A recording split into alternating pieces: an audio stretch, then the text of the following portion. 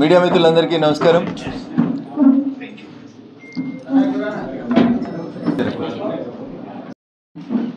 ఎంత కాన్స్టిట్యూషన్కి సంబంధించి కరీంనగర్, నిజామాబాద్, ఆదిలాబాద్, మెదక్ ఎమ్మెల్సీ స్థానానికి గ్రాడ్యుయేట్ ఎన్నికలలో ఇటీవలనే మా పార్టీ ప్రకటించినటువంటి అభ్యర్థి సోదరుడు సి అంజిరెడ్డి గారిని బలపరచాలని, మా మీడియా మిత్రులు కూడా అందరు మాకే ఓటేయాలని, గెలిపించాలని మీకు అందరు కూడా సవినయంగా అప్పీల్ చేస్తూ సోదరుడు అంజిరెడ్డి గారిని మీకు ఒకసారి పరిచయం చేద్దామని అనుకున్నాం.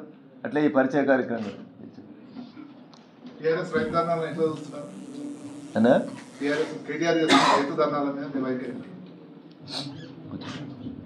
భారత రాజ్యాంగం భారత పార్లమెంట్లో ఆమోదం పొంది 7.5 దశాబ్దాలు పూర్తవుతున్న సందర్భంగా భారత పార్లమెంట్ లోపల సుదీర్ఘంగా భారత రాజ్యాంగ నిర్మాణం పట్ల జరిగినటువంటి కార్యక్రమాలు, భారత రాజ్యాంగం అమల్లోకి వచ్చిన తర్వాత ఈ దేశంలో అధికారంలో ఉన్నటువంటి పార్టీలు భారత రాజ్యాంగ నిర్మాత డాక్టర్ బిఆర్ అంబేద్కర్ పట్ల అవలంబించిన తీరు పట్ల దేశవ్యాప్తంగా ప్రజల్ని చైతన్యవంతం చేయాలని చెప్పి భారత ప్రధాని నరేంద్ర మోడీ గారి నాయకత్వంలో ఒక నిర్ణయం తీసుకోవడం జరిగింది.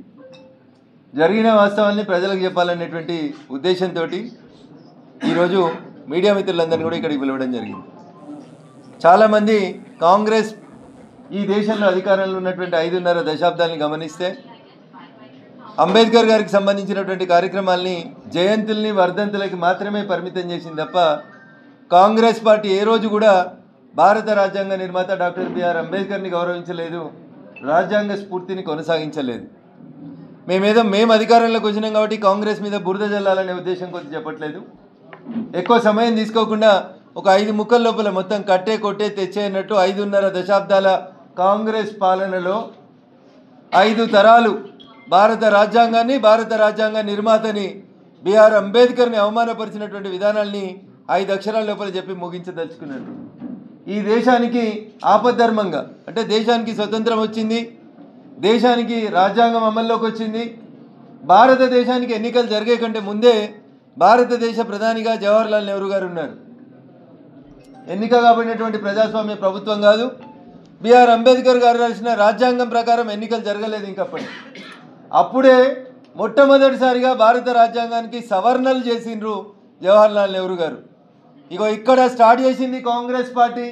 జవహర్లాల్ నెహ్రూ కుటుంబం భారత రాజ్యాంగానికి తూట్లు పొడిచేటువంటి కార్యక్రమాన్ని మళ్ళీ చెప్తా ఉన్నా మీకు. 1950లో భారత రాజ్యాంగం అమల్లోకి వచ్చి ఎన్నికలు జరిగి ప్రధానమంత్రిగా జవహర్లాల్ నెహ్రూ గారు రాజ్యాంగబద్ధంగా ఎన్నిక కాకంటే ముందే నామినేటెడ్ ప్రధానమంత్రిగా ఉన్నప్పుడే 2.5 సంవత్సరాలు దాదాపు భారత కాన్స్టిట్యూంట్ అసెంబ్లీలో చర్చించి రాసినటువంటి రాజ్యాంగానికి దాని ఇంక్ తడి ఆరే కంటే ముందే సవరణల దుకాణం మొదలుపెట్టింది కాంగ్రెస్ పార్టీ, జవహర్లాల్ నెహ్రూ గారు.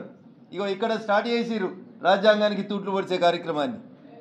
ఇక తర్వాత మొదటి ప్రధానిగా జవహర్లాల్ నెహ్రూ గారు చేసినటువంటి పనిని చాలా చేసిండ్రు. I don't want to go into all those details.